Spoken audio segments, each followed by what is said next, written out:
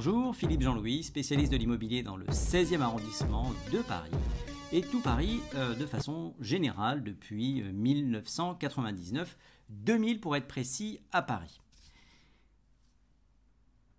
Il y a quelques jours, j'ai eu un propriétaire qui me dit « Écoutez, je ne comprends pas, j'ai signé un mandat et finalement j'ai changé d'avis et lorsque j'ai été voir l'agence, une semaine après la signature, elle m'a dit mais que je ne pouvais pas changer d'avis alors qu'il m'avait expliqué très clairement que je pouvais bénéficier de la loi SRU. Faux, archi faux. La loi SRU ne concerne que les acquéreurs, d'accord, qui bénéficient depuis M. Macron d'une dizaine de jours, 10 jours, pour changer d'avis après avoir signé une promesse ou un compromis de vente.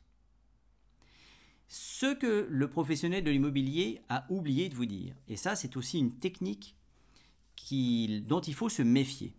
Lorsque vous allez chez le professionnel, d'accord, pour signer votre mandat, vous ne pouvez pas changer d'avis puisque vous vous êtes déplacé chez le professionnel. En revanche, lorsque le même professionnel est venu chez vous pour vous faire signer le mandat, il est obligé, et c'est la loi, de vous laisser ce que l'on appelle un coupon de rétractation, d'accord, et vous avez 15 jours pour changer d'avis, pas un de plus.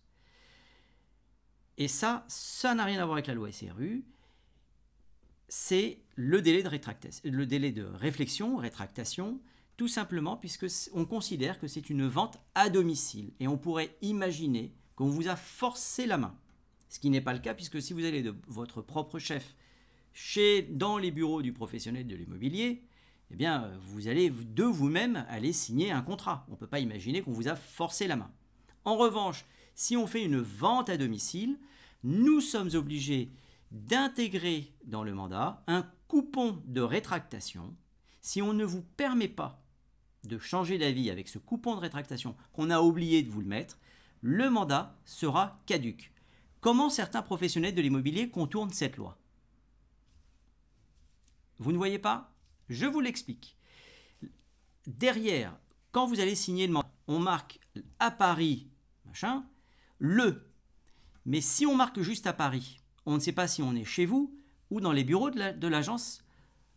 On va parler d'agence puisque les mandataires n'ont pas de bureau, par définition.